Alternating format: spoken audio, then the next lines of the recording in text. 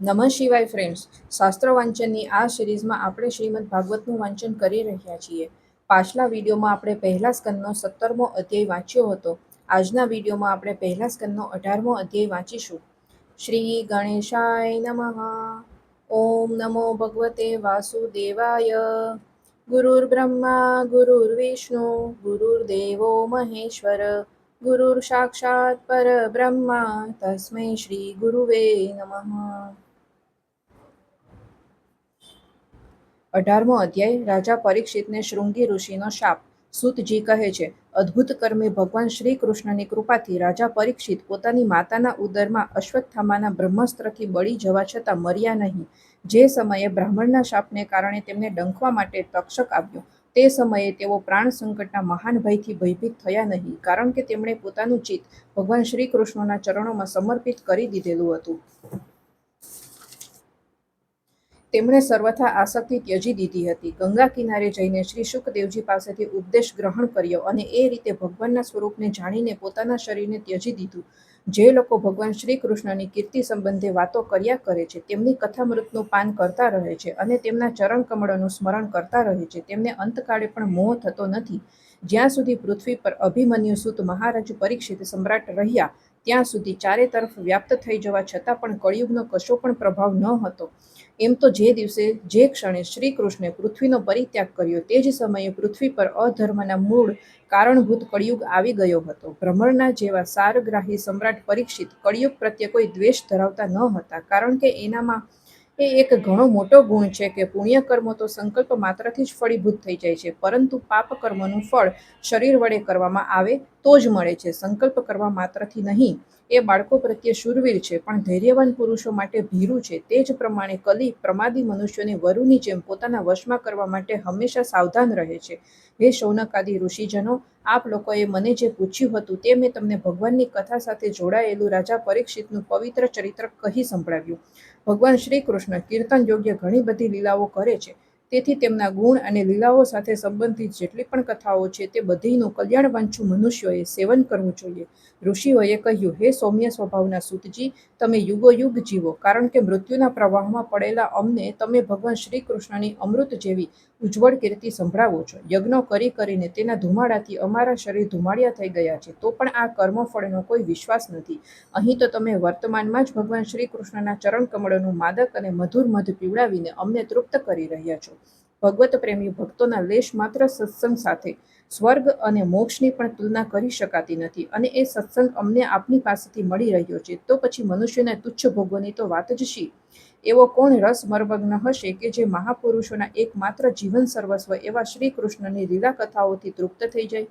સમસ્ત પ્રાકૃત ગુણોથી અતીત ભગવાનના અચિંત્ય અનંત કલ્યાણમય ગુણોનો પાર તો બ્રહ્મા, શંકર વગેરે મોટા મોટા યોગેશ્વરો પણ પામી શક્યા નથી. હે વિદ્વાન, તમે ભગવાનને જ પોતાના જીવનના ધ્રુવ તારક માનો છો, તેથી તમે સત્પુરુષોના એકમાત્ર આશ્રય એવા ભગવાનના ઉદાર અને વિશુદ્ધ ચરિત્રોનું શ્રદ્ધાળુ શ્રોતાઓ માટે વિસ્તારપૂર્વક વર્ણન કરો.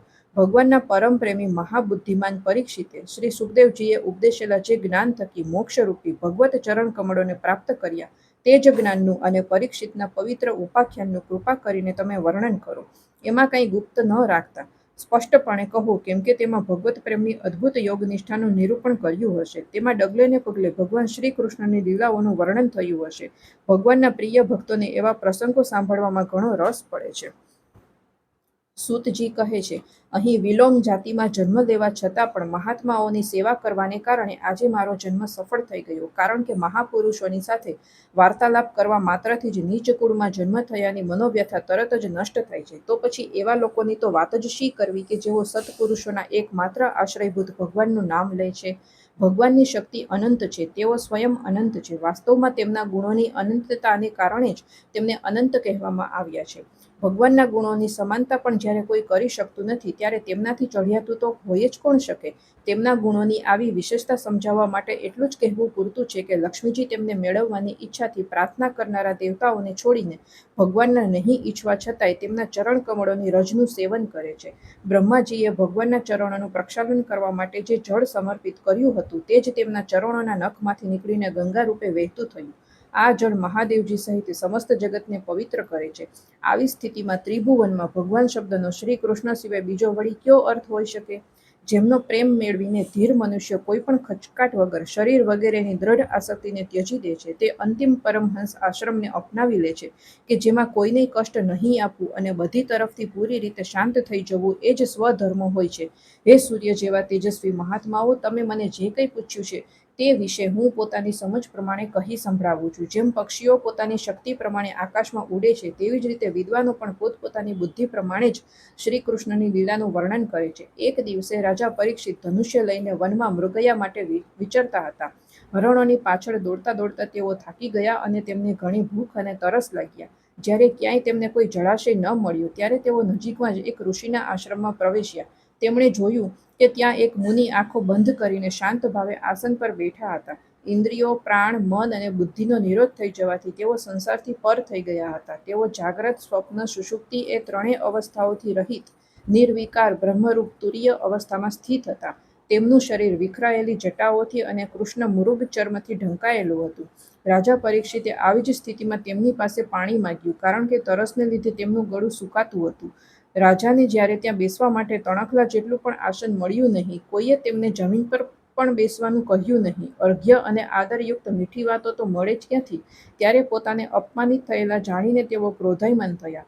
હે શૌનકજી, તેઓ ભૂખ અને તરસથી તરફડતા હતા. તેથી તેમને બ્રાહ્મણ પ્રત્યે એકાએક ઈર્ષા થઈ અને ક્રોધ થઈ આવ્યો. તેમના જીવનમાં આ પ્રકારનો આ પહેલો જ પ્રસંગ હતો. ત્યાંથી પાછા ફરતી વખતે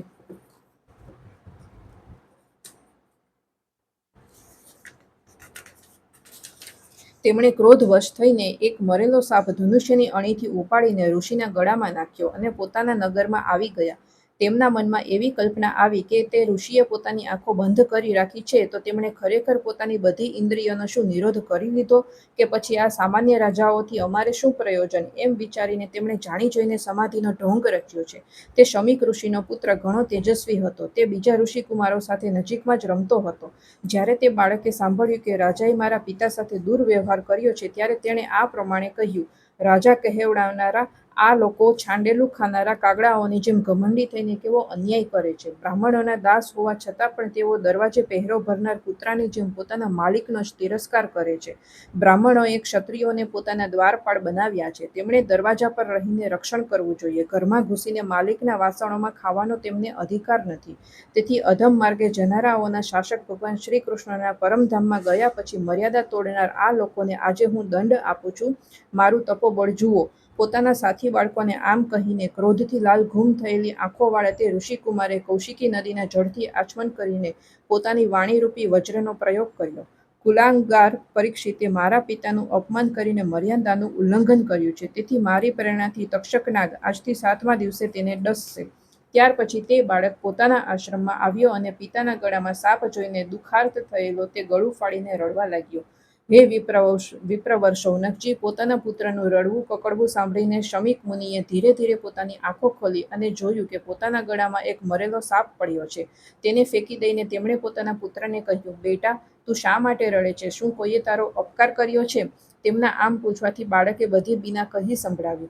બ્રહ્મર્ષિ શમીકે રાજાને અપાયેલા શાપની વાત સાંભળીને પોતાના પુત્રને અભિનંદન ન આપ્યા. તેમની દ્રષ્ટિમાં પરીક્ષિત શાપપાત્ર ન હતા. તેમણે કહ્યું: અરે મૂર્ખ બાળક, તે મોટું પાપ કર્યું. ખેદ છે કે તેમની નાની સરખી ભૂલ માટે તે તેમને આવડો મોટો દંડ આપ્યો. તારી બુદ્ધિ હજી અપરિપક્વ છે. ભગવત સ્વરૂપ રાજાને તારે સાધારણ મનુષ્ય જેવા ન સમજવા જોઈએ, કારણ કે રાજાના દુઃસહ તેજથી સુરક્ષિત અને નિર્ભય રહીને જ પ્રજા પોતાનું કલ્યાણ સંપન્ન કરે છે. જ્યારે ભગવાન રાજાનું રૂપ ધારણ કરીને પૃથ્વી પર દેખાશે નહીં, ત્યારે ચોરો વધી જશે અને અરક્ષિત ઘેટાઓની જેમ લોકોનો પળવારમાં નાશ થઈ જશે.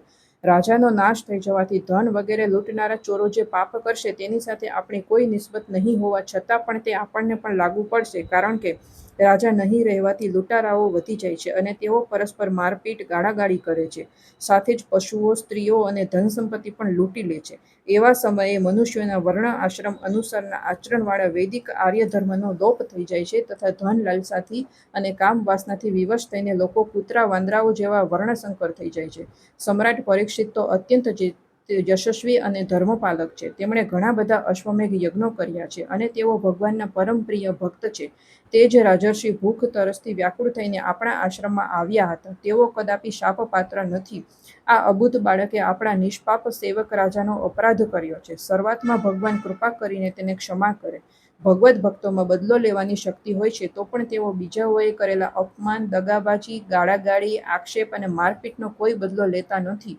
તેથી આપણે પણ કોઈ બદલો ન લેવો જોઈએ, કારણ કે આપણે પણ ભગવદ્ ભક્ત છીએ. મહામુનિ શમીકને પુત્રના અપરાધનો ઘણો પશ્ચાતાપ થયો. રાજા પરીક્ષિતે તેમનું જે અપમાન કર્યું હતું તેને તેમણે અપકાર માન્યો જ નહીં. મહાત્માઓનો સ્વભાવ જ એવો હોય છે કે સંસારમાં જ્યારે બીજા લોકો તેમને સુખ દુઃખ વગેરે દ્વંદ્વમાં નાખે છે, ત્યારે પણ તેઓ ઘણું કરીને સુખી કે દુઃખી થતા નથી, કારણ કે આત્માનું સ્વરૂપ તો સર્વથા ગુણાતીત છે. 18મો અધ્યાય અહીં સમાપ્ત થાય છે. ઓમ નમો ભગવતે વાસુદેવાય. રાધે રાધે.